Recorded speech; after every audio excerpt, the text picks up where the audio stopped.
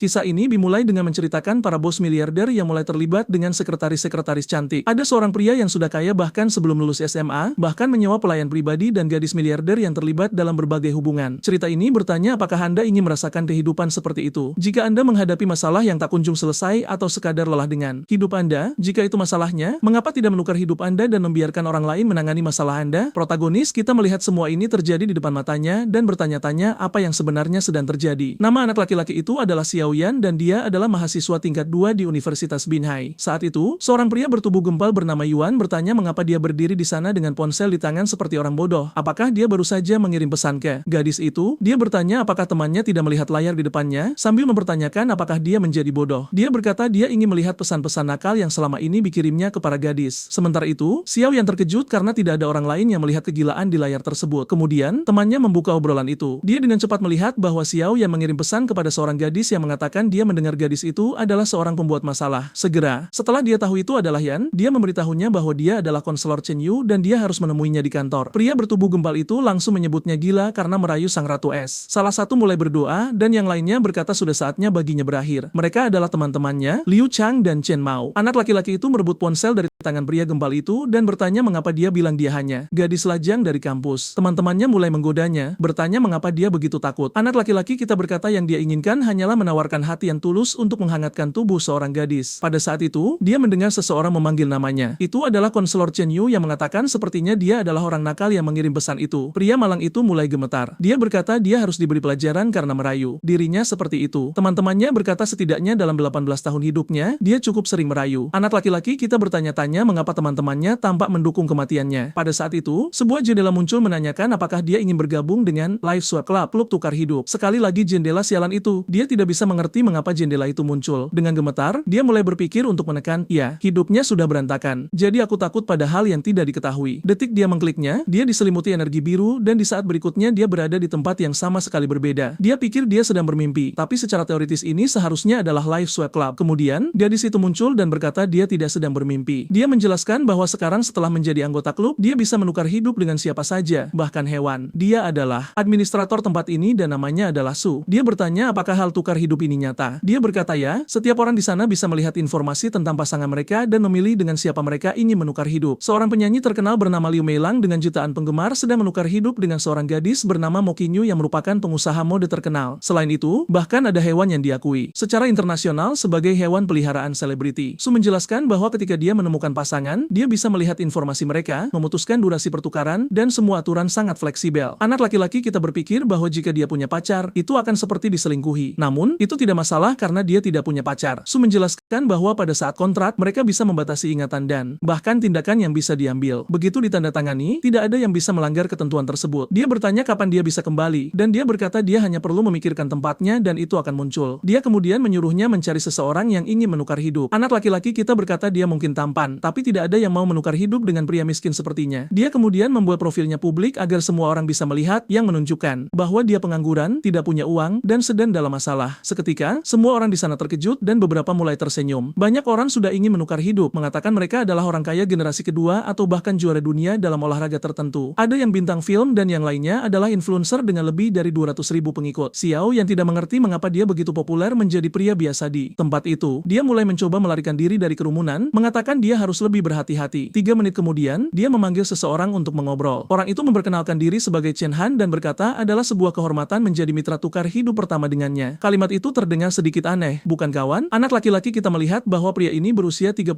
tahun dan pengusaha paling terkenal di seluruh kota Binhai. Karena penasaran, dia bertanya mengapa begitu banyak orang tertarik menukar tempat dengan kehidupan biasanya. Chen Han menjelaskan bahwa orang-orang yang paling menarik adalah mereka yang sangat mampu atau sangat berantakan. Itulah sebabnya orang seperti dia yang memiliki masalah hidup sederhana cukup populer. Anak laki-laki kita dengan cepat menyadari bahwa dia populer karena hidupnya berantakan. Chen Han menjelaskan bahwa dengan membuat hidup orang lain lebih baik dan membantu mereka, mereka mendapatkan poin kehidupan. Poin-poin ini bisa digunakan untuk membeli apa saja dari toko klub. Anak laki-laki kita bertanya apakah benar-benar bisa apa saja. Mengatakan itu luar biasa. Chen Han berkata itu benar-benar apa saja. Lagi pula ada alasan dia menghasilkan miliaran di usia semuda itu. Namun, anak laki-laki kita hanya ingin menjalani kehidupan miliarder dan tidak berurusan dengan memecahkan masalah. Jadi dia bertanya apa yang terjadi jika dia tidak tidak menyelesaikan masalah yang seharusnya dia tangani dalam kehidupan orang lain. Chen Han berkata dia hanya tidak akan mendapatkan poin apapun dan bertanya apakah mereka bisa segera menandatangani kontrak. Anak laki-laki kita berkata jika itu masalahnya, mari kita lakukan. Gadis itu muncul di antara keduanya dan berkata bahwa setelah semuanya dikonfirmasi, mereka hanya perlu mengatakan main world, dunia utama. Anak laki-laki kita melihat bahwa pria Chen Han ini memiliki daftar masalah yang sangat besar, tetapi dia terlalu malas untuk membaca semuanya. Chen Han menyebutkan kebetulan sekali masalah Chen Han adalah masalah dalam kehidupan anak laki-laki kita karena dia adalah saudara perempuannya. Anak laki-laki kita terkejut dengan kebetulan itu. Pada saat itu, asistennya datang dan menyuruh mereka berdua menutup mata dan bersiap. Dengan itu, dua orang bodoh tersebut diteleportasi. Seseorang memanggil Presiden Shen, menyuruhnya berhenti menakutinya. Anak laki-laki kita perlahan membuka matanya dengan sakit kepala yang hebat. Segera setelah dia melihat sosok besar di depannya, dia bertanya-tanya di mana dia berada. Sekretaris Su berterima kasih padanya karena akhirnya bangun. Anak laki-laki kita mencoba memahami apa yang sedang terjadi. Pertukaran hidup baru saja dimulai, tetapi sudah terlalu intens. Su bertanya apa yang dia lakukan. Dia sudah mengetuk pintu untuk waktu yang lama dan tidak ada yang menjawab, yang membuatnya takut. Protagonis kita berkata dia mengerti, tapi mengapa dia melepaskan beberapa pakaiannya dan sedikit dari pakaiannya sendiri? Mungkin karena pertukaran tubuh. Anak laki-laki kita masih merasa sedikit tidak nyaman. Dia menjelaskan bahwa tubuhnya sangat dingin sehingga dia mencoba berbagi kehangatan untuk melihat apakah itu akan membangunkannya. Anak laki-laki kita mulai mendapatkan kembali beberapa ingatan. Sekretarisnya yang berusia 24 tahun itu berbahaya dan telah lama mencoba merayu Chen Han. Dia kemudian berkata mereka bisa melanjutkannya, dan dia bertanya, melanjutkan apa? Tetapi si nakal itu sudah menikmati kehidupan miliarder ini. Dia mendekat, mengatakan bahwa sekarang dia telah mengizinkannya, dia tidak akan menahan diri. Namun, saat itu seseorang mengetuk pintu memanggil Presiden. Sambil tersipu, anak laki-laki kita menyuruh mereka menunggu, tetapi sekretaris berkata rapat pemegang saham akan segera dimulai. Menyadari situasinya, dia meminta maaf, mengatakan dia pikir dia sedang bersiap untuk rapat. Anak laki-laki kita menjelaskan bahwa ruangan itu sangat panas sehingga dia harus melepas bajunya dan dia membantu menyeka keringatnya. Sekretaris berkata itu adalah hal yang sangat masuk akal untuk dilakukan. Dia meletakkan dokumen di atas meja dan berkata dia akan pergi. Dia berlari keluar sambil membanting pintu. Su berkata dia ketakutan dan anak laki-laki kita berkata mereka akan menyelesaikan ini nanti. Dia mengenakan bajunya sambil berkata sudah waktunya untuk mengurus bisnis. Menurut ingatan Chen Han, pertemuan ini adalah upaya untuk menyingkirkannya dari posisinya. Namun, ini bukan hidupnya, jadi dia hanya akan bersenang-senang. Sudah waktunya untuk menemui para pemegang saham sialan ini. Di rapat, semua orang bertanya-tanya mengapa dia masih menjalankan tempat itu dan mengeluh bahwa akhir-akhir ini dia mengabaikan segalanya tentang perusahaan. Kemudian anak laki-laki kita muncul sambil menendang pintu hingga terbuka, membuat suara aneh dan berjalan seperti orang bodoh. Para pemegang saham semua bingung, bertanya-tanya apa yang sedang terjadi. Dia menghempaskan dirinya ke kursi dan berkata bahwa akhir-akhir ini segalanya begitu melelahkan sehingga punggungnya terasa sakit sekali. Pada saat itu, seorang pria bernama Himing berkata bahwa dalam rapat pemegang saham ini Anda harus sedikit lebih serius, dan anak laki-laki kita sudah tahu bahwa ini adalah bajingan di balik upaya untuk menggulingkannya. Himing berkata dia mengharapkan sedikit lebih banyak keseriusan dalam berurusan dengan pemegang saham. Namun, pada saat itu dia mendapat kejutan. Dengan berani, anak laki-laki kita melompat ke atas meja dan bertanya apa yang akan dia lakukan tentang itu. Lagi pula itu bukan hidupnya, jadi jika dia tidak takut pada apapun dan memutuskan untuk tampil habis-habisan. Himing mengatakan dia hanya membuktikan bahwa dia tidak punya tata krama. Anak laki-laki kita meminta maaf tetapi mengatakan dia memang sedikit kasar. Himing kemudian mengatakan dia tidak akan berdebat tetapi dia belum mengelola perusahaan dengan baik dan bahkan kehilangan kesepakatan dengan grup Binhai. Itulah sebabnya dia harus disingkirkan dari posisinya karena dia tidak lagi layak menjadi presiden grup. Anak laki-laki kita tahu bahwa kesepakatan ini gagal karena perusahaan yang tidak dikenal tiba-tiba menawarkan 5% lebih banyak. Kesepakatan itu mencurigakan sejak awal dan tindakan Himing membuat semuanya menjadi lebih aneh. Anak laki-laki kita turun dari meja dan mengatakan bahwa semua orang di sana menghasilkan uang karena kerja keras yang dia lakukan untuk membangun tempat ini, dan sekarang karena satu masalah dalam satu negosiasi, mereka ingin menyingkirkannya. Himing menyuruhnya mundur karena dia tidak berminat untuk percakapan yang tidak penting. Dia mengumumkan bahwa semua orang harus memilih untuk segera mencopot Presiden Chen Han. Semua pemegang saham mengangkat tangan mereka dan Himing mengatakan bahwa seperti yang bisa dia lihat, dia harus mundur dari posisinya dan tidak akan tetap menjadi presiden lebih lama lagi. Anak laki-laki kita pergi ke kursi dan bertanya apakah itu benar-benar akan terjadi. Dia mengancam bahwa jika dia kehilangan kepresidenan, dia akan menjual semua saham yang dimilikinya dan membubarkan grup Hanan. Dia adalah orang yang membangun semuanya dan jauh lebih mudah untuk menghancurkan daripada menciptakan. Para pemegang saham berdiri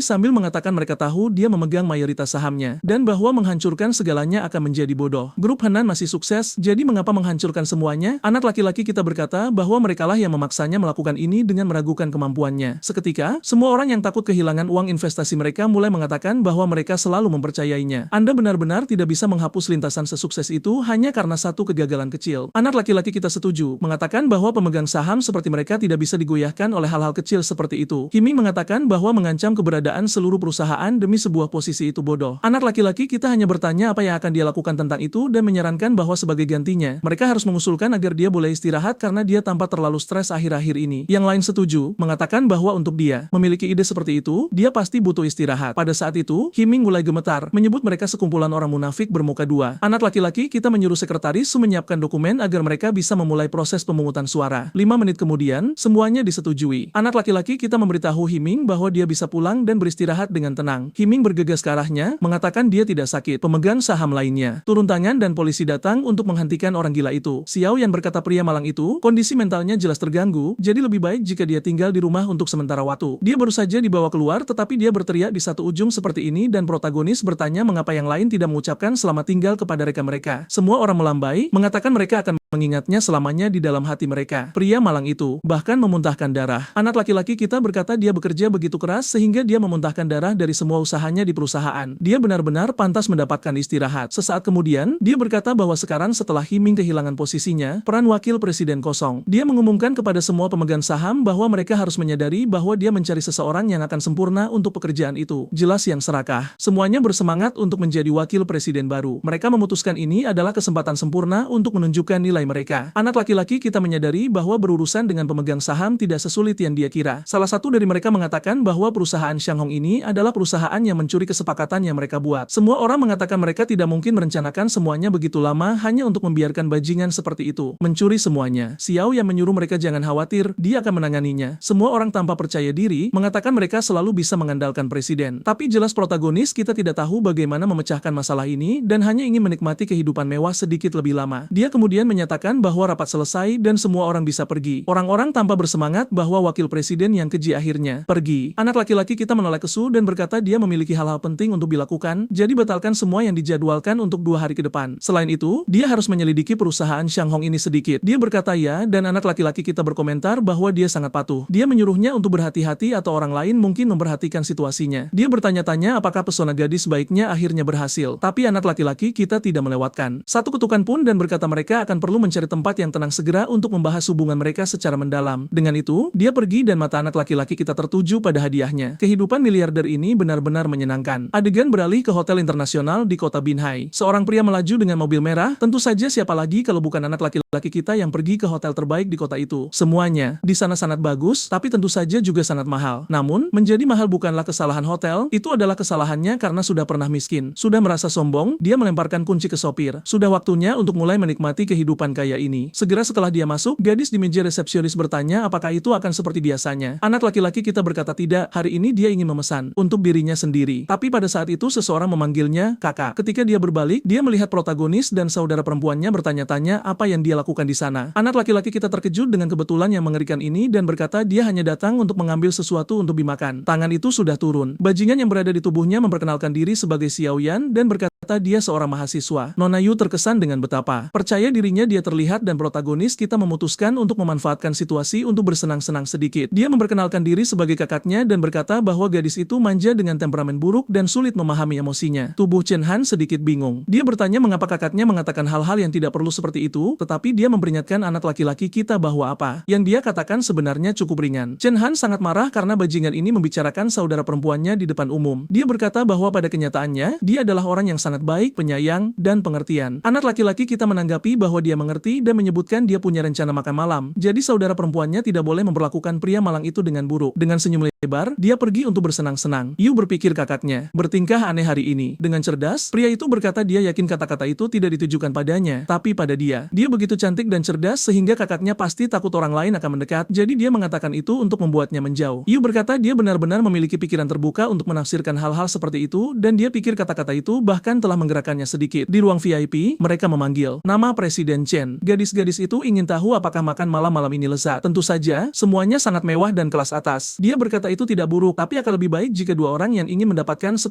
yuan menari sedikit. Seketika, mereka patuh, mengatakan itu menyenangkan. Anak laki-laki kita terkesan dengan betapa mudahnya membuat orang melakukan apapun yang dia inginkan. Dengan uang, sayang sekali teman-temannya tidak bisa melihat kehidupan yang dia jalani. Salah satu gadis mendekat dan bertanya apa yang dia pikirkan begitu dalam. Dia berkata dia merasa sedikit lelah dan butuh bantuannya untuk bersantai. Dia bertanya apakah dia meminta itu, dan dia berkata tidak. Dia hanya ingin mengambil seruling dan mulai bermain agar dia bisa merasa tenang. Gadis-gadis gila itu berkata mereka sedih. Mereka pikir itu kesempatan lain untuk mendapatkan uang. Sementara itu, kembali di Universitas Binhai, teman-temannya bertanya apa yang terjadi setelah berbicara dengan Sang Ratu Es. Tubuh Chen Han dan anak laki-laki kita berkata mereka berani menanyakan itu setelah mereka mengacaukan segalanya untuknya. Baru saja seseorang lewat, bertanya apakah itu bukan Rolls-Royce di depan pintu masuk. Chen Han benar-benar bingung dan di depan, sekelompok mobil tiba. Semua orang terkejut dengan jumlah uang yang diparkir di sana dan plat nomornya tidak bohong. Tentu saja, itu adalah protagonis yang telah membawa mobil si bodoh. Pria itu bahkan membawa seluruh rombongan. Teman-temannya mengenali Chen Han sebagai pengusaha terkenal dan bertanya-tanya mengapa dia menuju ke arah mereka. Gadis-gadis itu semua terkesan, mengatakan dia begitu tinggi dan tampan. Sementara itu, Chen Han yang asli ingin tahu apa yang direncanakan anak itu. Anak laki-laki kita berjalan ke arah tubuhnya sendiri. Dia berhenti di depan pria malang itu dan berlutut, mengatakan dia tidak bisa mengelola perusahaan lagi dan membutuhkan dia untuk kembali. Pemilik asli tubuh itu bertanya-tanya drama konyol macam apa yang direncanakan anak ini. Dia telah bernegosiasi berkali-kali di klub tetapi tidak pernah membayangkan bertemu seseorang yang begitu tidak tahu malu. Teman-temannya mulai berteriak pada Xiao Yan, bertanya mengapa dia selalu berpura-pura miskin. Mereka mulai mengguncang pria malang itu, bertanya mengapa dia menyembunyikan semua ini. Teman yang bertubuh gempal di sisi lain berkata sekarang setelah dia tahu, akan bagus jika dia memperlakukan teman-temannya dengan baik. Anak laki-laki kita sangat senang. Sementara itu, Chen Han sangat marah karena orang gila ini memalsukan segalanya dan sekarang situasinya menjadi rumit. Tapi anak laki-laki kita berada di awan 9 sekarang. Semua orang akan percaya dia adalah orang yang luar biasa. Yu mengamati situasi, menganggap aneh Xiao Yan ini lebih misterius dari yang dia kira. Pria itu berkata dia benar-benar orang nakal dan anak laki-laki kita menyuruhnya untuk segera kembali ke perusahaan dan mewarisi segalanya dari mereka. Pria itu menyuruhnya untuk tersesat dan jelas dia pergi seperti sepasang orang bodoh. Pemilik tubuh marah karena dia membuat kesepakatan tanpa aturan yang tepat dengan anak sombong ini. Melihat perilakunya yang tidak bertanggung jawab, dia bahkan tidak bisa membayangkan apa yang telah dia lakukan dengan tubuhnya. Teman-temannya semua terkesan bahwa pengusaha paling berpengaruh di kota itu tampaknya patuh pada salah satu teman mereka. Kembali ke rumah, saudara perempuannya mendekat dan bertanya mengapa dia menunjukkan begitu banyak rasa hormat kepada Xiao Yan. Anak laki-laki kita berkata bahwa sebenarnya orang itu adalah seorang jenius yang telah memberinya berbagai tips bisnis. Itulah sebabnya dia sukses. Saudara perempuannya terkesan. Dia selalu menganggap kakaknya jenius tetapi ternyata Xiao Yan yang berada di balik itu semua. Mempertimbangkan garis waktu perusahaan dan usia anak laki-laki itu, dia pasti jenius sejak usia 15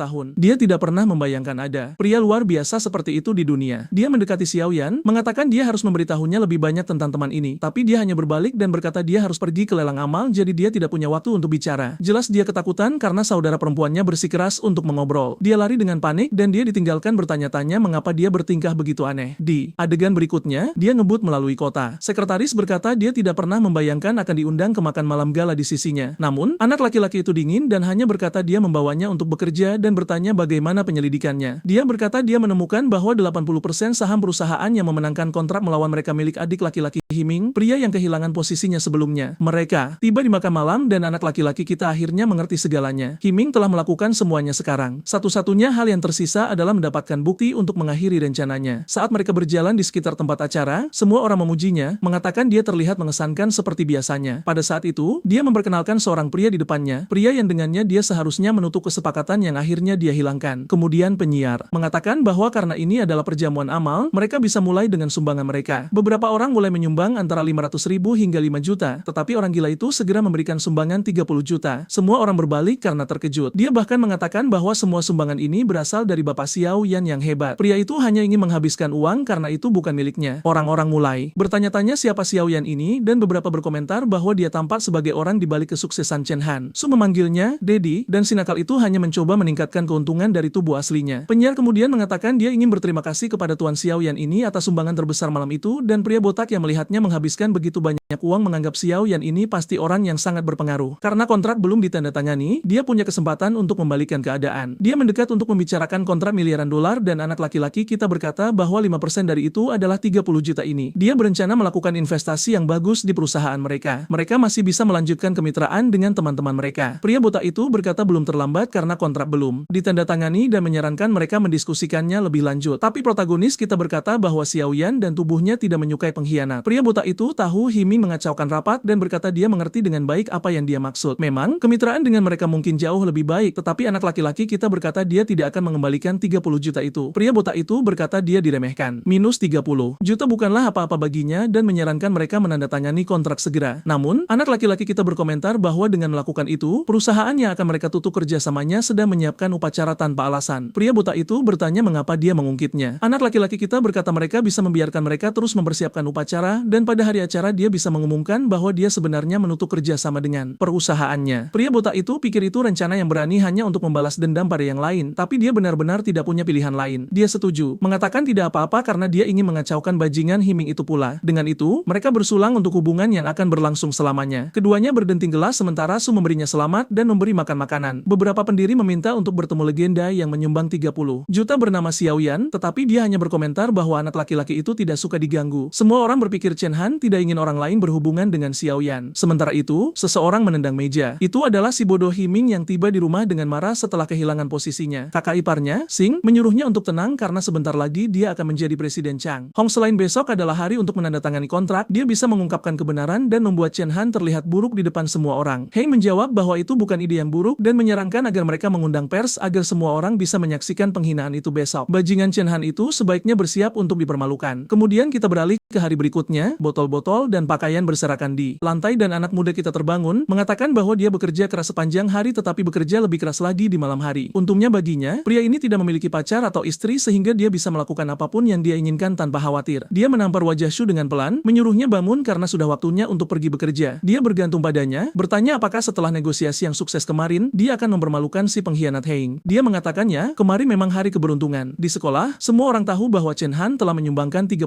juta. Pemilik asli tubuh itu jelas tidak senang dengan hal ini. Dia bertanya-tanya bagaimana dia akan memperbaiki kekacauan ini sekarang. Bajingan ini benar-benar telah mengacaukan segalanya untuknya. Semua orang di kelas tahu bahwa ketika Chen Han menyumbang, dia mengatakannya atas nama keluarga Wen dan teman-temannya semua menjilatnya, tetapi dia merasa hancur. Dia belum pernah menyumbang lebih dari 5 juta seumur hidupnya dan bajingan ini pergi dan menghabiskan 30 juta sekaligus. Bahkan profesor pun mendengarnya dan mengatakan dia harus mengatakan sesuatu yang menyemangati kelas. Dia berkata dia hanya sedikit kurang beruntung dan itu adalah kontribusi kecil yang tidak perlu disebutkan. Profesor itu mengangkat tangannya, mengatakan bahwa ini benar-benar orang yang baik dan mulia. Semua orang di ruangan itu bertepuk tangan sementara dia berpikir dalam hati bahwa Xiao Yan ini benar-benar tidak tahu malu. Dia belum pernah bertemu bajingan yang penuh trik seperti dia. Namun, adiknya terkesan dengan Xiao Yan, mengatakan bahwa dia jauh lebih baik daripada kakaknya. Dia dengan cepat menyadari tatapan ke arahnya dan bertanya-tanya apakah gadis ini telah jatuh cinta pada Xiao Yan. Sementara itu, anak kita bersin berulang kali. Rupanya, ada bajingan yang mengutuknya. Cuki terkejut, bertanya apakah dia baik-baik saja dan bertanya-tanya apakah itu kesalahannya karena mencuri selimut tadi malam. Tetapi anak kita berkata itu pasti karena ada gadis cantik yang banyak memikirkannya. Dia mencubit pipinya, menyuruhnya berhenti bicara omong kosong. Dia menjawab bahwa dia hanya bercanda dan menyuruhnya untuk berhenti cemburu dan tetap bersikap positif. Dia pergi dengan marah, berpikir bahwa tadi malam dia tidak berani mengatakan apapun yang dia tidak suka. Saat itu, dia menerima telepon. Sepertinya saudara ipar Xing Hing akan tiba. Dia meninggalkan teh yang sudah disiapkan dan berkata dia akan pergi duluan. Rupanya, anak kita lah yang meminta Jaing untuk datang, yang kemudian bertanya mengapa dia ingin menemuinya. Anak kita langsung ke intinya dan berkata dia tahu Xia memegang 80% saham yang menjadi milik Heng dan dia bertanya apa pendapat Shu tentang menjadikan saham itu miliknya sendiri. Dring menyuruhnya untuk terus bermimpi jika rencananya adalah untuk mengadu domba antara dia dan Heng. Tetapi Xiao yang tentu saja berkata dia tidak perlu mengadu domba karena sepertinya Heng tidak mempercayainya karena dia tidak memberikan saham apapun kepadanya. Apa yang akan terjadi jika Heng tiba-tiba menghilang dan kehilangan segalanya? Jibi mengatakan bahwa jika itu terjadi, semua saham akan jatuh ke tangan adiknya. Anak kita bertanya apakah jika Heng tidak ada, dia tidak bisa meyakinkan saudaranya sendiri. Jing tahu ini mungkin terjadi. Namun, dia ingin tahu mengapa anak kita ingin membantunya. Sang protagonis hanya mengatakan dia membenci pengkhianat dan bertanya, apakah dia benar-benar ingin menjadi anjing Heng selamanya? Jaing tahu selama 10 tahun terakhir dia telah mematuhi pria ini tetapi tidak membuat kemajuan dalam hidup. Sudah waktunya. Dia memutuskan untuk menerima kesepakatan itu untuk mendapatkan 80%. Anak kita kemudian mendoakan agar kemitraan mereka sukses. Namun, yang tidak diketahui Joing adalah bahwa anak kita telah merekam semuanya. Sekarang dia memiliki video. Joing ini, dia menggenggamnya. Saat itu, Su bergegas masuk mengatakan mereka punya masalah. Video mereka memasuki hotel tadi malam sudah diposting secara daring. Anak kita bertanya apa masalahnya. Kemudian setelah diskusi bisnis di malam hari, dia hanya membayar karyawannya untuk menginap di hotel agar dia bisa beristirahat dan mereka meninjau semua yang terjadi. Su bertanya apakah istrinya akan mempercayai alasan itu. Tiba-tiba anak kita dalam masalah dan bertanya istri mana yang dia bicarakan. Su berteriak mengatakan sudah jelas, istri yang selalu dia miliki. Anak kita terkejut dan bertanya-tanya mengapa dia tidak punya ingatan tentang pernikahan. Dia mungkin menetapkan aturan dalam kontrak untuk tidak memiliki ingatan tentang wanita ini, tetapi kemudian dia berpikir mengapa dia harus peduli tentang ini karena ini bukan hidupnya. Dengan gemetar, dia menyuruhnya untuk santai karena itu bukan masalah besar. Dia mulai menari dengan cemas, ingin kembali ke tubuhnya sendiri dan membiarkan Chen Han memperbaiki kekacauan ini. Shu kemudian mengatakan bahwa mengingat situasinya, istrinya tidak akan ingin dia menjadi sekretarisnya lagi. Dia menyuruhnya untuk tidak khawatir tentang pekerjaannya, dia hanya merekomendasikannya kepada San. Saat itu, panggilan dari istri masuk. Dia menyuruh dirinya untuk tidak panik tetapi pria malang itu gemetar seluruh tubuh saat dia menjawab, bertanya ada apa. Dia segera dimarahi oleh istrinya yang mengatakan tidak heran dia selalu menawarkan untuk membayar perjalanan istrinya ke luar negeri. Dia dengan marah berteriak bahwa dia sedang dalam rapat penting dan mereka akan berbicara secara langsung nanti. Dia terkesan melihat betapa jelasnya pria ini dikendalikan oleh istrinya. Sementara itu, Xiao Yan hanya terbatuk. Adegan bergeser kembali ke Menshan Chen Han. Adiknya tiba di rumah dan mengatakan dia ingin tahu lebih banyak tentang Xiao Yan. Dia bertanya mengapa dia begitu ingin tahu tentang anak laki-laki itu. Dia baru saja pulang dan sudah bertanya tentang dia. Apakah dia mungkin tertarik padanya? Dia berkata tidak seperti itu sama sekali. Dia hanya ingin tahu lebih banyak tentang muridnya. Dia menyuruhnya untuk berhenti mengulur waktu dan ceritakan lebih banyak tentang anak laki-laki itu. Anak kita menghela napas dan mengatakan anak laki-laki itu sangat cerdas dan sopan, memiliki fisik yang estetis dan bekerja dengan sangat baik. Adiknya mengatakan sepertinya dia mencoba memenangkan hati Xiao Yan dengan menjualnya. Dia berkata dia tidak akan pernah melakukan hal seperti itu, hanya saja Xiao Yan luar biasa. Dia kemudian bertanya tentang istrinya, lagi pula dia telah pergi. Karena mereka bertengkar dan dia pergi ke rumah keluarganya. Saat itu, dia merasa hancur. Istrinya pergi karena mereka bertengkar namun dia malah terjebak dalam kekacauan ini. Kemudian dia menerima telepon dari seseorang yang menanyakan apakah dia akan menghadiri upacara penandatanganan kontrak perusahaan Chang Hong. Tentu saja, dia sangat ingin karena mereka ingin pamer padanya. Hari upacara besar tiba. Estelle yang berdiri di sampingnya bertanya mengapa dia ingin menghadiri acara Chang Hong. Dia menjelaskan bahwa pertunjukan besar akan segera terjadi. Namun, semua orang bertanya-tanya apa yang dilakukan orang-orang dari grup Hing di sana. Kemudian penyiar mengundang Presiden Chang Hong untuk masuk. Heng muncul, menyambut semua orang. Semua orang segera mengenalinya sebagai mantan karyawan. Grup Han dan Heng mengatakan orang yang paling istimewa di sana adalah Presiden Grup Hanen saat ini. Anak kita hanya menjawab bahwa dia menantikan penampilannya. Saat itu, Himing menyambut Tuan Lou yang bertanggung jawab atas seluruh negosiasi. Lou mengambil mikrofon dan mengatakan bahwa memang itu adalah negosiasi yang baik yang dia lakukan dengan grup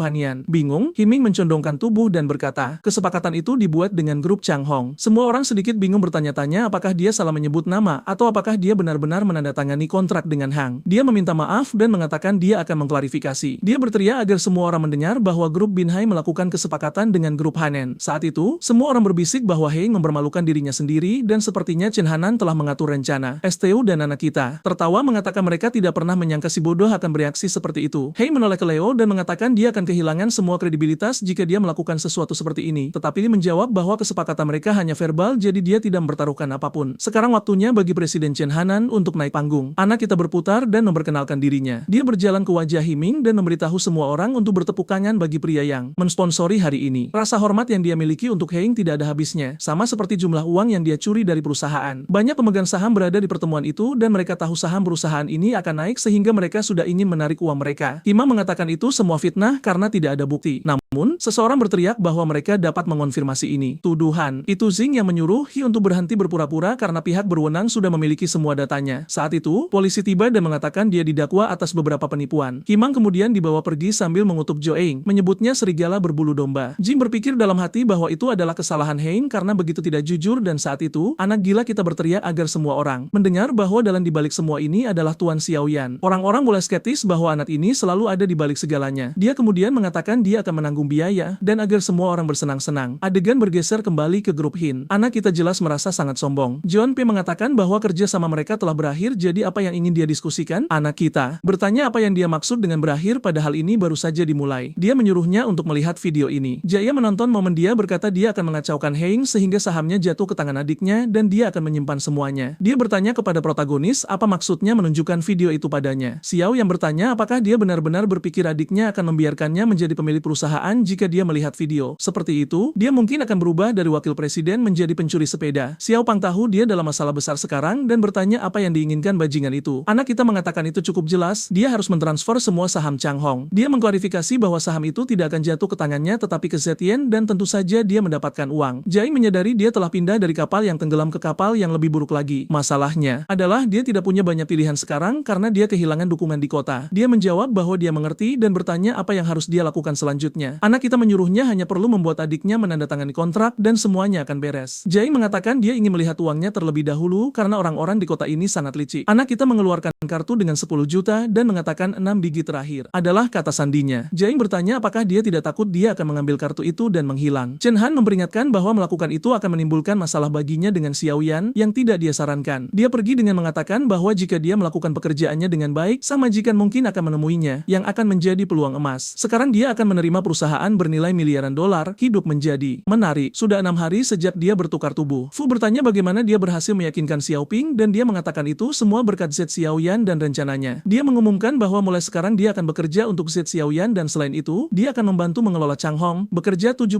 jam seminggu. Dia senang bekerja untuk seseorang yang Chen Ham sangat hormati. Dia bilang dia tidak keberatan bekerja 72 atau bahkan 69 jam jika Anda tahu maksud saya. Saat itu, sebuah pertemuan sedang berlangsung di Changhong. Changhong sendiri berpikir perusahaan itu akan jatuh ke tangan adik Xeping, tetapi kemudian anak kita masuk mendorong semua orang ke samping. Penjaga meminta maaf karena tidak bisa menghentikan orang gila itu. Mereka saling menatap. Changhong bertanya mengapa Tuan Qin menyela pertemuannya. Anak kita menjawab bahwa dia tidak perlu khawatir tentang pertemuan ini lagi karena dia tidak akan menanganinya. Dia menjentikan jarinya dan menyuruh Su untuk menyerahkannya. Dia kemudian menyerahkan dokumen untuk saham tersebut. Dia mengatakan bahwa semua saham Changhong telah ditransfer oleh Zetian dan dia di sini sebagai perwakilannya. Orang-orang sudah tahu bahwa jika saham telah ditransfer, itu berarti mereka memiliki bos baru. Dan anak kita mengumumkan bahwa mulai sekarang Nona Su yang akan menjalankan tempat ini. Sedetik kemudian, dia menyuruh semua orang untuk menyambut wakil presiden yang baru. Dia berseri-seri, bersinar dengan kebanggaan, dan anak kita menyuruhnya untuk melakukan yang terbaik. Dia mengatakan dia akan mendatangkan personal elit untuk membantunya dan selain itu, dalam beberapa hari dia akan bertemu Xiaoyan, jadi dia lebih baik tidak mengacau dan mempermalukan dirinya sendiri. Semua diremajakan, dia mengatakan dia akan melakukan yang terbaik. Saat itu, telepon mulai berdering. Itu istrinya yang mengatakan dia akan tiba besok dan dia sebaiknya punya penjelasan. Namun, psikopat kita menjawab bahwa dia tidak pernah menjelaskan dirinya sendiri kepada siapapun dalam hidupnya dan besok tidak akan menjadi yang pertama kalinya. Saat dia berpikir dalam hati, membantu Chen Han mendapatkan otoritas dalam pernikahannya adalah bantuan yang dia bahkan tidak perlu berterima kasih. Seminggu telah berlalu dan itu adalah akhir dari pertukaran kehidupan pertama. Anak kita kembali ke tubuhnya, merasa sedikit bingung tentang semua yang terjadi. Kenan tentu saja muncul dengan kemarahan di wajahnya. Anak kita hanya tersenyum dan mengatakan sudah lama sejak mereka bertemu. Kenan hanya menjawab bahwa selama dia di sana, dia belum pernah bertemu seseorang yang tidak tahu malu seperti anak ini. Anak kita berterima kasih atas pujiannya dan mengatakan bahwa bahkan teman-temannya mengatakan dia adalah aktor yang hebat. Dia mendekati Chen Han dan menyuruhnya untuk tidak terlalu marah, memintanya untuk berbagi sedikit tentang waktunya di klub dan berapa banyak anggota yang dia ajak bertukar kehidupan. Tetapi Chen Han hanya menyuruhnya untuk menjauh. Dia bilang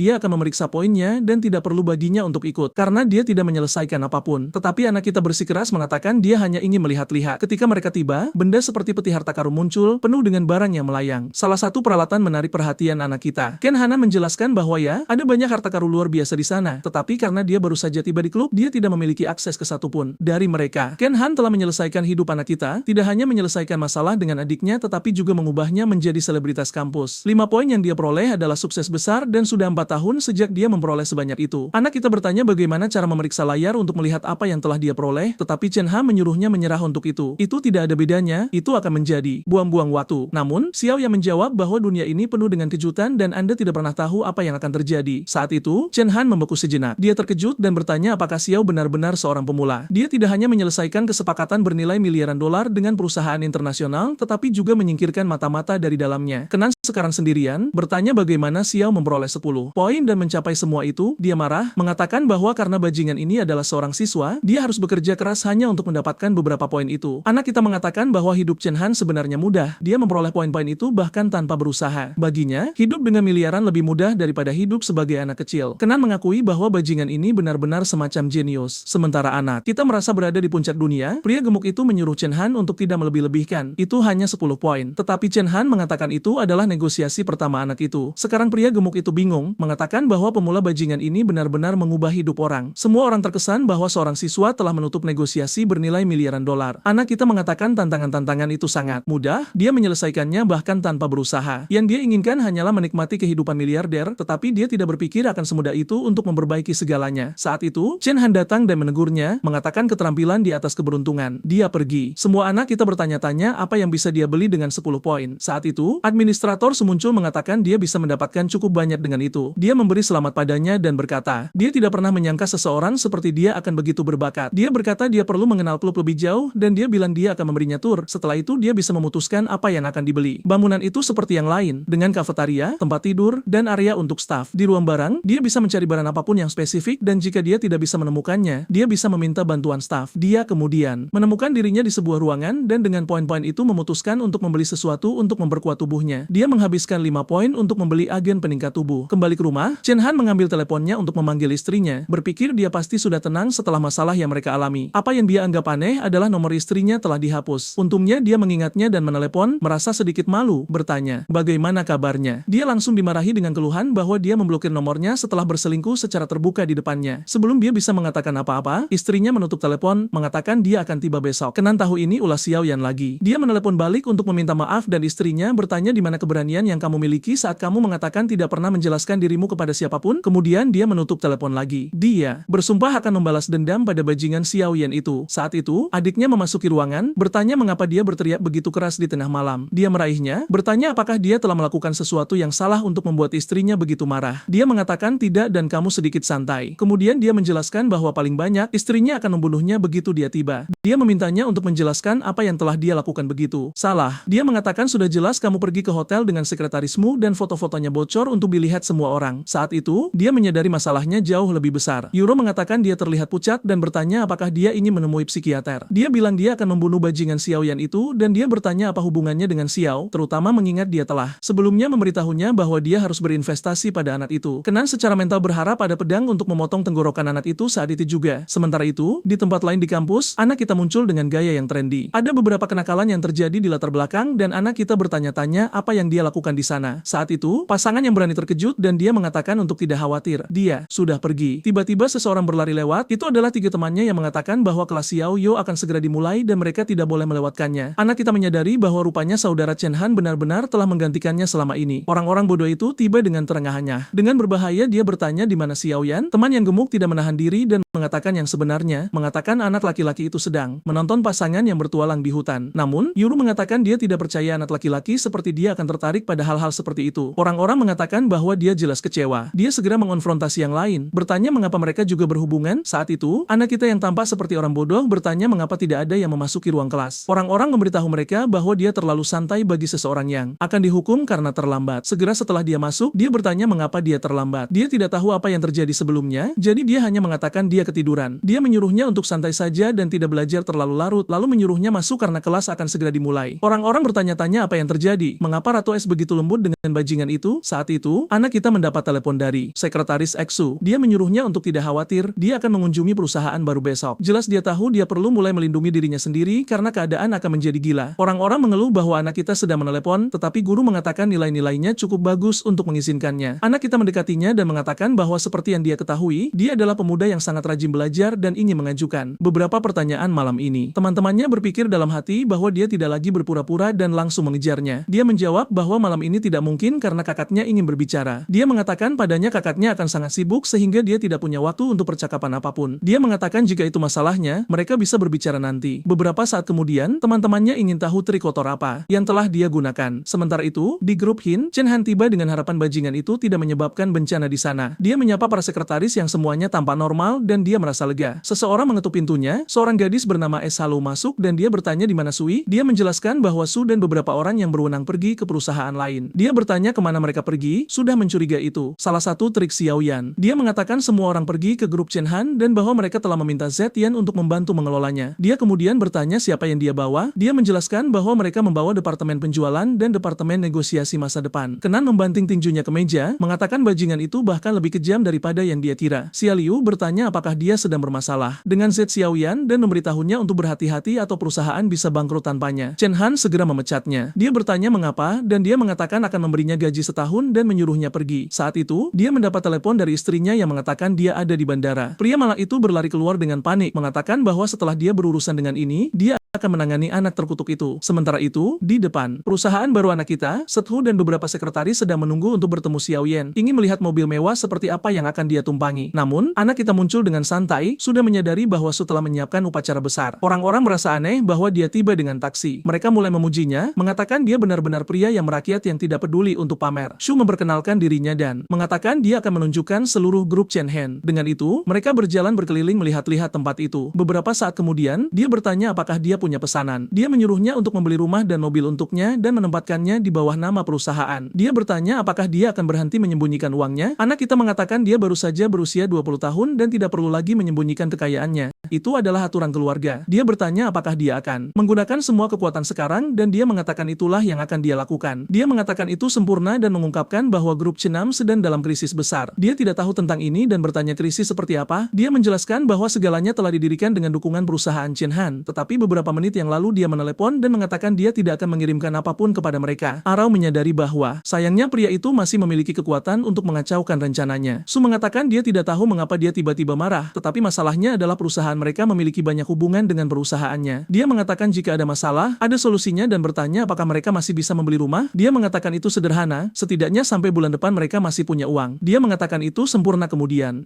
akan menemukan cara untuk menangani krisis itu dan dia harus menyetor 1 juta ke dalam akunnya. Dia mengatakan dia mempercayai bakatnya dan akan menanganinya. Dia terkesan dengan betapa tenangnya dia mengingat dia akan kehilangan seluruh perusahaan. Sementara itu, di Bandara Benhai, Chen Han menunggu seperti anjing untuk istrinya. Dia tahu wanita suka disanjung. Seminggu telah berlalu dan sekarang dia, si berbahaya itu kembali. Kenahan seperti orang bodoh mengatakan dia senang dia kembali. Dia hanya mengerutkan kening dan mengatakan pria itu hebat. Owen benar-benar berani dan takut. Dia bilang dia akan menjelaskan, tapi dia menendangnya dan menyuruhnya untuk menjelaskan pada kakinya terlebih dahulu. Pria malang itu sadar dia tidak akan bisa lolos dari masalah ini. Dia menerima tendangan tepat di kepala dan mengakui dia tahu dia salah. Saat terkena pukulan, dia jatuh ke tanah seperti orang bodoh dengan ember di kepalanya. Orang-orang di bandara terkejut dengan keributan itu. Hugh berkata sepertinya dia lupa bahwa wanita itu adalah sabuk hitam taekwondo. Semua orang mulai merekam, terkejut melihat seorang pria dipukuli begitu parah oleh istrinya di siang bolong. Saat dia menyuruhnya pulang, pria malang itu bersumpah akan membalas dendam pada Jiayan, tetapi adegan berpindah ke sebuah kafe. Hiro bilang dia benar, kakaknya membatalkan rencana mereka malam itu. Dia menjawab bahwa dia menduga kakaknya adalah pria yang sangat sibuk. Dia memesan untuk mereka berdua dan dia terkesan karena pria itu tahu semua yang dia sukai. Arao bilang dia punya bakat membaca orang, tapi sebenarnya dia baru saja mencuri semua ingatan dari kakaknya. Bukan? Dia bilang dia terkesan dan ingin tahu bagaimana dia dan kakaknya bertemu saat mereka sedang menjalani kencan romantis ini. Seseorang mengawasi mereka dari kejauhan. Pada akhirnya, dia bilang itu adalah malam yang indah dan pria itu mengundangnya ke apartemennya, mengatakan dia ingin menunjukkan bagaimana kucingnya bisa melakukan sesuatu. Dia bilang dia akan melihatnya lain hari dan bocah kita menawarkan diri untuk mengantarnya pulang sebagai gantinya. Di luar, suasananya sedikit dingin dan mencekam, tapi bocah kita meyakinkannya dengan mengatakan tidak perlu khawatir, dia ada di sana. Tentu saja, gangster generasi kelima muncul. Haruskah kita meringkasnya? Dia melemparkan dirinya ke pelukannya sambil berkata dia takut. Preman-preman yang dirancang paling buruk di seluruh seri melompat ke arah mereka. Setelah mengonsumsi ramuan penguat tubuh, dia dengan mudah menghindar. Dia menendang salah satu dari mereka dan pria itu jatuh ke tanah seperti orang bodoh. Yang lain terpana. Dia melumpuhkan satu lagi dan sisanya melarikan diri. Pemukulan itu sangat parah sampai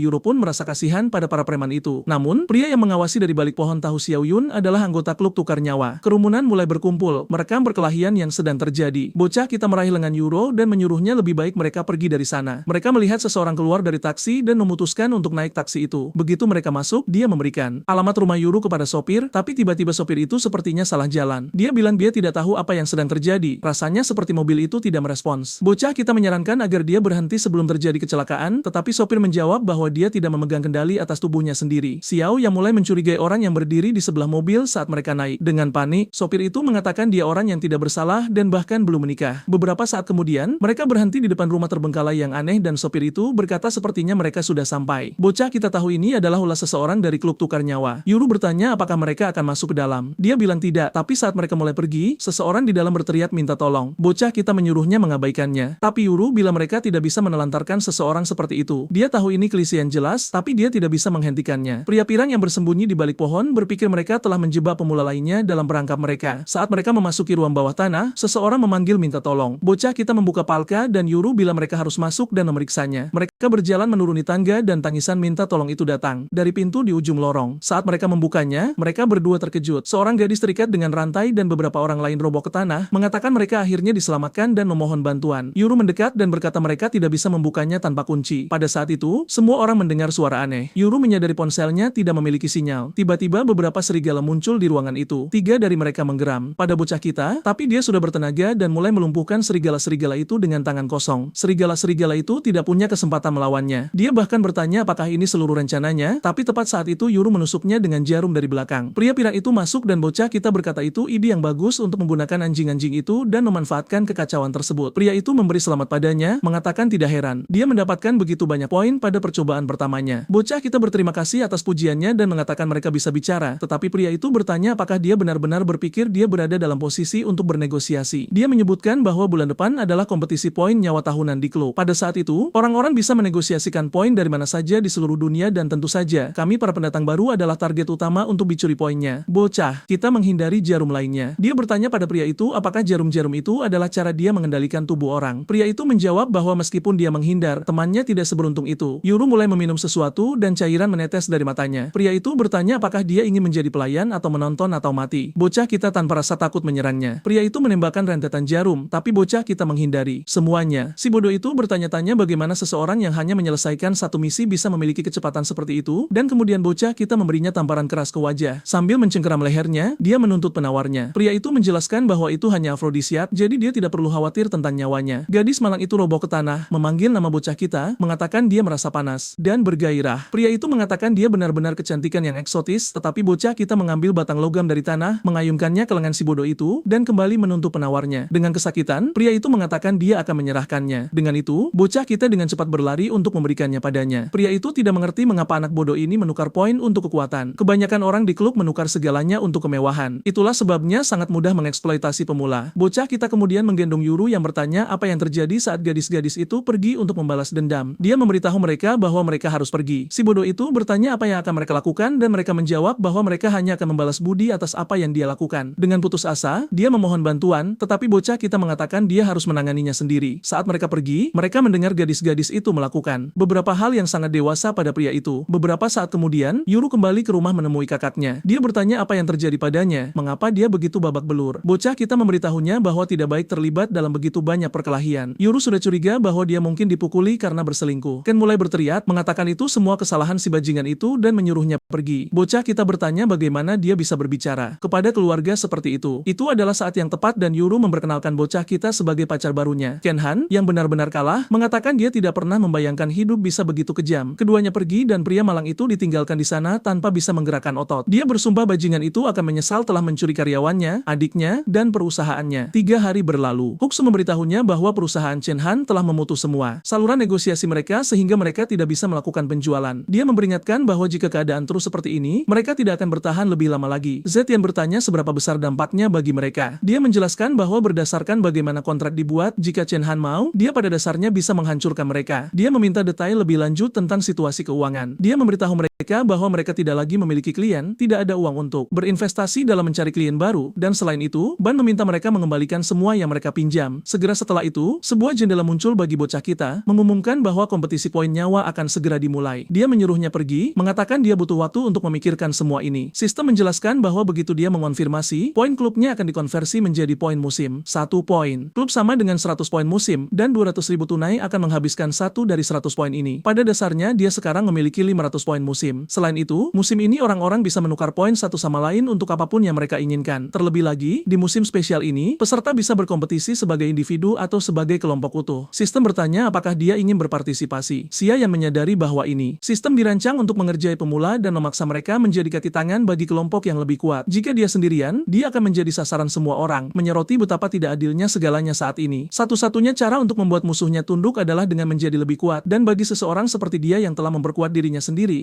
ini mungkin bukan kesempatan yang buruk. Dia kemudian berkata, tentu saja dia menerima. Dia memeriksa peringkat saat ini dan memperhatikan bahwa hanya pemain solo yang terdaftar. Dia menyadari bahwa dia pertama-tama harus bergabung dengan kelompok untuk melihat peringkat mereka. Seorang gadis kemudian bertanya apakah dia ingin berpartisipasi dalam misi untuk menciptakan naga jurang. Bocah kita tahu bahwa saat ini tidak ada kelompok yang menginginkan seseorang seperti dia tanpa poin, jadi dia memutuskan untuk menerima dengan harapan mendapatkan lebih banyak. Transmigrasi segera dimulai. Dia mendapati dirinya berada di aula klub. Seorang pria mendekat sambil merokok dan menawarkannya satu, tetapi bocah kita menolak. Pria itu menyuruhnya untuk ikut karena Su merekomendasikannya untuk sebuah negosiasi. Dia mungkin menyukainya. Bocah kita bertanya apa yang terjadi dan apakah pria itu juga berpartisipasi dalam acara saat ini. Pria itu menjelaskan bahwa dia berasal dari 20 tahun yang lalu dan hanya orang-orang dari generasi ini yang bisa bergabung dengan acara tersebut. Bocah kita berkata jika dia sudah berada di klub selama 20 tahun, dia pasti sangat berpengaruh. Pria itu mengatakan tidak ada dari hal itu yang penting karena jika dia tidak segera menukar tubuh, dia akan mati. Jadi dia di sini untuk mempertaruhkan semua yang dia miliki. selidiki. Di sini, bocah kita menjadi bersemangat. Pria ini pasti punya banyak poin. Dia bertanya mengapa pria itu memilihnya, dan pria itu mengatakan memberitahunya bahwa dia punya potensi besar. Setengah jam kemudian, pria itu terkejut karena bocah kita menulis seluruh novel dalam kontrak. Pria itu terkesan dengan betapa berhati-hatinya orang-orang saat ini. Misi pria itu dalam hidup adalah membantu polisi menjatuhkan geng JN dan membantu saudara-saudaranya hidup dengan baik. Rupanya, pria ini adalah polisi yang menyamar, dan bocah kita membayangkan setidaknya hidupnya akan menyenangkan. Dengan itu, transmigrasi dimulai. 20 tahun yang lalu di Laut Lin di tengah daerah Kumudisal, bocah kita mulai menerima ingatan kehidupan Lou Janin. Dia tumbuh di pinggiran kota, belajar dengan giat, dan menjadi polisi yang pada saat yang sama bekerja untuk dunia kriminal. Tampaknya operasi besar sedang terjadi dan seorang pria bernama Hugh Guangfing berencana untuk menyingkirkannya segera setelah misi selesai. Dalam misi ini, dia bekerja sebagai agen ganda untuk pria gila bernama Xian. Rupanya, hari ini adalah hari untuk menemui pria ini dan teman-temannya memperingatkannya bahwa itu sangat berbahaya. Tetapi bocah kita menyuruh mereka untuk tidak khawatir, dia akan menanganinya. Dalam misi ini, dia harus mendapatkan kepercayaan dari kedua belah pihak sambil memastikan bahwa bawahannya hidup dengan baik. Tepat saat itu, salah satu dari mereka memberitahu dia bahwa Jaen telah tiba. Saat pria itu muncul, bocah kita mengatakan suatu kehormatan bisa bertemu dengannya. Jayashen menjawab bahwa dia juga senang bertemu dengannya, menjelaskan bahwa dia tetap bersembunyi sampai sekarang. Bocah kita kemudian bertanya apakah sudah waktunya untuk bergerak. Pria itu berkata ya, sudah waktunya untuk memberi pelajaran pada seseorang. Dia menunjukkan foto putri orang terkaya di kota itu dan mengatakan dia bernilai setidaknya beberapa miliar. Xian bertanya apakah dia berencana untuk menculiknya sambil berpikir dalam hati bahwa orang gila ini akan melakukan sesuatu yang gila. Dia tahu dia bisa memberitahu polisi kapan saja. Joseon mengatakan tentu saja, tapi Zanlah yang akan menculiknya. Sekarang dia dalam masalah karena ini jelas merupakan ujian loyalitas. Pria itu bertanya apakah dia takut melakukannya. Bocah kita dalam situasi ini menjawab bahwa tentu saja dia tidak takut. Bagaimanapun, mereka adalah saudara, jadi tidak ada alasan untuk takut. Dia meyakinkan mereka bahwa mereka akan menanganinya. Joseon bangkit dan pergi, mengatakan dia tahu dia bisa mengandalkan seseorang yang dapat diandalkan seperti dia. Jika dia membutuhkan sesuatu, dia harus berbicara dengan pria bernama Duo yang akan membantunya. Deo memperkenalkan diri dan bocah kita mengatakan tidak perlu formalitas, tetapi jelas bahwa Deo adalah hanya mata-mata untuk mengawasi apa yang dia lakukan. Adegan berpindah ke klub malam Harimau Emas. Bocah kita tiba dengan para preman, bertanya di mana pria bernama Kuan Long berada. Segera seseorang bergegas keluar mengatakan mereka akan memanggilnya. Kuan Long mengatakan dia sedang sibuk dan tidak ingin diganggu, tetapi bocah kita menendang pintunya hingga terbuka. Kuang Long sedang bersenang-senang. Dia bertanya apakah penyusup itu ingin mati. Eksa yang berkomentar bahwa Kuang Long tampaknya menjadi cukup berpengaruh. Kuang Long dengan cepat meminta maaf, mengatakan bahwa meskipun dia berpengaruh, dia tidak sekuat saudara Lou. Mereka berpura-pura bersahabat, tetapi Kuan Wan dulu bekerja untuk protagonis sejak lama dan tahu bahwa dia dalam situasi buruk sekarang. Jadi dia tidak ingin lagi terlibat. Bocah kita kemudian mengatakan dia di sini untuk menagih apa yang menjadi hutang mitranya. Kuang Long berargumen bahwa itu tidak masuk akal karena sekarang setelah mitranya pergi, hutang-hutang itu bukan masalahnya. Xian hanya ingin tahu apakah Kuang Long benar-benar akan lari dari hutang. Kang Long membanting meja dan bertanya siapa dia berani datang ke barnya untuk menagih pembayaran. Segera, geng muncul. Bertanya kepada bos apa masalahnya. Choi Long mengatakan mereka berani mengirim hanya 2 orang. Dia membalikan meja, memicu perkelahian dengan semua orang. Preman yang masuk dengan Glock menyuruh Choi Long untuk diam. Tentu saja musuh juga memiliki senjata dan baku tembak dimulai. Bocah kita melakukan aksi metrik sepenuhnya, menghindari peluru ke kiri dan ke kanan. Dia melumpuhkan banyak preman dan meskipun mereka tidak berguna, tidak ada yang peduli. Dia mengambil ponsel Kuan Long untuk mencari tahu di mana uangnya dan memulihkan semua yang dia curi. Dia memberitahu bos besar, orang yang memberinya misi penculikan, tentang apa yang terjadi. Dia bertanya apakah dia tahu siapa sih dan mengatakan mereka akan menculik putrinya. Bos mengatakan itu gila, tapi bocah kita menjelaskan itu bagian dari ujian loyalitas yang diberikan Xian padanya. Bos bertanya apakah ada waktu khusus untuk operasi itu. Bocah kita bertanya apakah dia tidak khawatir tentang dia dan bawahannya karena mereka bisa mati dalam penculikan itu. Bos menyuruhnya untuk tidak khawatir, mereka akan memastikan semuanya berjalan lancar, tetapi jelas rencana pria berkumis ini adalah untuk menyingkirkan protagonis dan menggunakan Shen yang mempekerjakannya. Namun, Arrow tidak bodoh dan tahu pria ini sedang merencanakan sesuatu. 3 hari kemudian, mereka menunggu mobil gadis itu lewat. Theo, yang bertindak sebagai mata-mata, mengatakan rencananya ini sedikit berlebihan. Bocah kita memberitahunya bahwa jika dia menghargai hidupnya, dia bisa duduk saja dan menonton. Theo berterima kasih padanya, mengatakan jika begitu, dia akan menunggu kabar baik. Sementara itu di dalam mobil, sopir menyuruh Nonahu untuk bertindak alami dan tidak menunjukkan kelemahan apapun. Dia, yang cantik menjawab bahwa jika berakting yang mereka inginkan, dia akan melakukan pertunjukan yang hebat. Sopir meyakinkannya bahwa meskipun ini penculikan, mereka akan memastikan keselamatannya, tetapi dia menyuruhnya untuk tidak terlalu banyak bicara. Tiba-tiba sebuah pohon tumbang di depan mobil. Sopir keluar dan menyuruh semua orang untuk membuatnya terlihat sealami mungkin. Bocah kita memberitahu mereka untuk tidak menyakiti siapapun dan mereka bingung. Bertanya-tanya mengapa. Dia bilang dia hanya bercanda dan menyuruh mereka untuk tidak bertanya lagi. Pria itu mengubah penculikan palsu itu menjadi eksekusi. Pada saat itu, Weo mengirim pesan kepada bos mengatakan mereka harus berhati-hati dengan pria ini. Seluruh hal tentang menjadi agen ganda untuk polisi itu tampak mustahil. Pria ini adalah gangster terbesar yang yang pernah ditemui bocah kita terus-menerus mendapat masalah. Jadi bocah kita berjalan ke mobil, memperkenalkan dirinya sebagai penculik yang lembut dan menyuruhnya untuk dengan tenang ikut dalam perjalanan. Tapi Wong King mengatakan dia tahu namanya adalah Jian Jun dan bahwa dia bekerja untuk Guang Fing. Dia siap untuk membuat kesepakatan, jadi akan lebih baik baginya untuk tetap diam. Dia terkesan karena dia memiliki informasi ini dan tampak tertarik. Dia bilang dia tidak punya pilihan karena jika dia tidak bekerja sama dengannya, dia akan segera mengungkapkan identitasnya sebagai agen ganda. Dia terguncang, jika dia tahu itu, tidak banyak yang bisa dia lakukan. Dia hanya menyuruh orang-orang untuk membungkam gadis gila ini agar mereka bisa bergerak. Woning tahu bahwa Jin Jin, protagonis kita, hanyalah pion di tangan kedua pria itu. Tetapi justru karena dia pion, dia masih dihargai. Kemudian orang-orang di tanah mulai bangkit, jelas cedera mereka hanya akan membuat mereka berlumuran darah di mana-mana. Di kabin terpencil, dia mengatakan dia ingin bercakap-cakap dengan bocah kita. Dia bertanya apakah dia tahu bahwa tidak ada agen ganda untuk Hugh dan Guang Fang yang pernah selamat dari misi. Dia kemudian mengatakan dia tidak hanya bisa membantunya bertahan hidup, tetapi juga bisa menjamin posisi yang jauh lebih baik. Bocah kita meragukannya dan bertanya kekuatan seperti apa yang menurutnya dia miliki. Dia berencana untuk membunuh Hoki yang jika dia ingat dengan benar adalah ayahnya atau orang terkaya di kota itu. Dia tidak yakin, tapi dia takut. Namun, bocah kita menjadi bersemangat karena ini mungkin kesempatan untuk menjatuhkan ketiganya sekaligus. Dia mengatakan dia tampak bersemangat untuk kerja sama ini, tetapi pertama-tama dia harus menjawab beberapa pertanyaan atau itu tidak akan terjadi. Pertama, jika dia adalah putri Haki, mengapa dia ingin dia mati? Dia menjelaskan bahwa ayah dan ibunya memiliki beberapa urusan bisnis, tetapi tak lama setelah dia lahir, dia merencanakan dan membunuh ibunya bersama dengan seluruh keluarga. Dia baru mengetahui insiden itu setelah dia berusia 18 tahun. Bocah kita kemudian bertanya karena dia tidak takut dia akan pergi dan memberitahu Shaki tentang hal ini. Dia mengatakan dia tidak takut karena dia tampak lebih menarik daripada orang-orang itu. Dia bertanya-tanya apakah dia juga anggota klub. Dia kemudian mengatakan dia penasaran tentang bagaimana kerja sama ini seharusnya berjalan. Dia membayangkan dia mungkin bukan bagian dari klub karena dia tidak memiliki poin dan selama musim ini poin seharusnya terlihat. Dia menyuruhnya untuk bersiap karena dia akan menjelaskan segalanya. Kami tidak mendengar rencananya dan waktu berlompat ke depan. Kemudian seorang teman bertanya apa rencana selanjutnya dan bocah kita mengatakan jelas mereka akan menemui ayahnya. Shoke. Theo mengatakan penculikan itu terlalu baru bagi mereka untuk pergi menagih uang dari pria itu. Bocah kita bertanya bagaimana dia berencana menagih uangnya dan apakah dia terlalu takut untuk pergi ke sana. Dengan gemetar, Theo mengatakan dia tidak takut hal semacam ini. Tidak menakutkannya. Adegan berpindah ke rumah besar haji, tampaknya dia bekerja dengan bos protagonis kita untuk melenyapkan Sen dan bocah kita. Dua preman masuk mengatakan bahwa dua teman putrinya ada di sini untuk menemuinya. Homsi mencurigai beberapa agen yang menyamar yang bekerja untuk Sen sehingga dia tahu dia harus berhati-hati. Segera setelah mereka masuk, Sok mengatakan dia tidak ingat putrinya punya teman seperti mereka. Bocah kita memperkenalkan diri sebagai Johnen dan mengatakan mereka sebenarnya di sana karena dia berhutang sedikit uang dan mereka datang untuk menagihnya. Ayahnya bertanya berapa banyak dan bocah kita menjawab hanya 20 miliar. Segera lelaki tua itu terkejut. Dia pikir seharusnya jauh lebih sedikit. Bocah kita kemudian mengatakan dia murah hati dan akan memberinya 5 jam untuk mentransfer uangnya. Ali berkata mendapatkan 20 miliar. Dalam 5 jam adalah mustahil. Jian Jun kemudian menurunkannya menjadi 15 miliar tunai dan 5 dalam transfer agar dia termotivasi. Dia menyarankan untuk berbicara dengan putrinya. 3 menit kemudian, Seli menelepon salah satu karyawannya dan menginstruksikan mereka untuk mentransfer 20 miliar langsung ke rekening bocah itu. Saat lelaki tua itu mulai pergi, bocah kita menyuruh Deo untuk mengawasi agar dia tidak mencoba sesuatu yang lucu. Dan mereka berjalan bersama, memberitahu ayah Nona Won King untuk tidak melakukan tipu muslihat. Saat mereka sendirian, sang ayah bertanya ada apa dengan kenaikan harga. Bocah kita mengatakan dia harus memperkenalkan dirinya lagi. Dia Janun, orang yang menyelamatkan hidupnya. Tambahan 15 miliar yang dia minta adalah harga untuk menyelamatkannya. Sang ayah bertanya apa yang dia bicarakan. Arau mulai mendaftar semua kejahatan yang telah dia lakukan dan orang-orang yang telah dia bunuh untuk mempertahankan bisnisnya. Lelaki tua itu bertanya bagaimana dia tahu tentang semua kejahatan ini. Bocah kita mengatakan dia tahu bahwa Xiaoke bekerja dengan Guang Fing untuk membunuhnya setelah kesepakatan ini selesai. Namun, dia memperingatkan bahwa jika 15 miliar itu tidak masuk akunnya, dia akan menghilang dari kota itu. Lelaki tua itu berpikir ini semua adalah pengaturan oleh Hwang Fang yang merupakan satu-satunya yang bisa mengetahui semua ini. Kembali di kabin terpencil, bocah kita menyuruh mereka melepaskan gadis itu. Sementara itu, dia melapor kepada Action bahwa operasi itu sukses. Dasen masuk dan memberitahu bocah kita bahwa sudah waktunya baginya untuk menerima penghargaannya karena dia sangat senang dengan hasilnya. Bocah kita mengatakan itu benar-benar akan menjadi kehormatan baginya saat dia mulai merenungkan kehidupan aslinya dan krisis yang terjadi di perusahaannya. Dia mengingat semua yang sekretaris katakan padanya tentang kesulitan yang mereka hadapi dengan negosiasi. Dia mulai membayangkan bahwa mungkin dia bisa merancang rencana yang akan berhasil 20 tahun dari sekarang. Adegan berpindah ke rumah Joshen. Dia memuji bocah kita karena telah melakukan pekerjaan yang luar biasa tanpa masalah.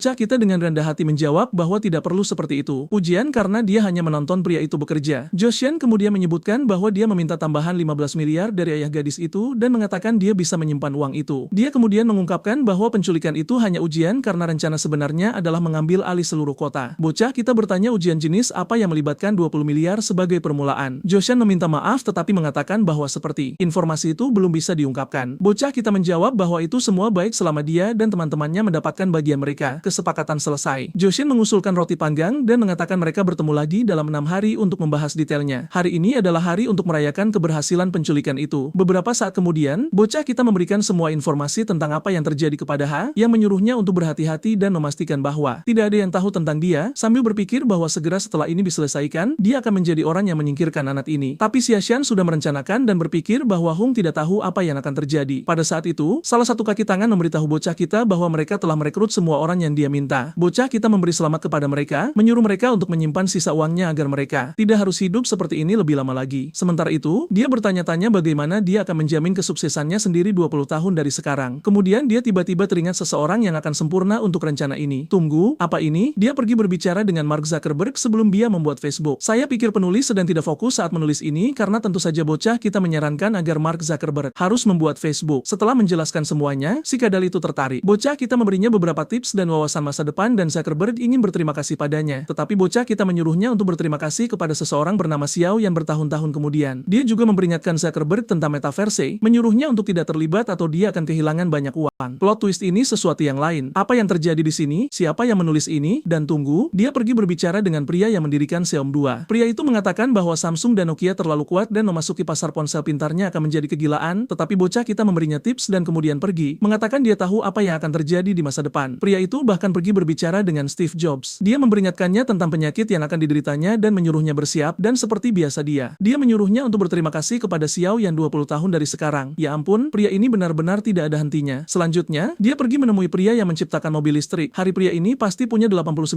jam karena dia berhasil menemui semua orang ini bahkan saat hari belum malam. Atau mungkin beberapa hari telah berlalu dan sekarang waktunya bertemu dengan Xian lagi di dalam truk. Xian berkata dia akan menjelaskan rencananya kepada semua orang. Mereka sedang mengincar sebuah medali bernama Chou yang bernilai lebih dari 200 juta. Selain itu, mereka memberitahu seluruh kota bahwa mereka telah menculik putri orang kaya itu dan jika dia tidak membayar 10 miliar, mereka akan membunuhnya. Saya sedikit bingung karena saya pikir gadis itu sudah dikembalikan. Tapi siapa yang tahu? Saat ini jagoan kita tidak senang dengan hal ini karena sekarang setelah semua orang tahu, situasinya menjadi rumit baginya, tetapi Xian menyuruhnya untuk tidak khawatir karena begitu rencana itu berhasil, dia akan menyukai video ini yang membantu Mamoru membuat konten yang lebih menarik untuk para penontonnya. Aktifkan lonceng kecil yang nakal itu, dan saya pamit.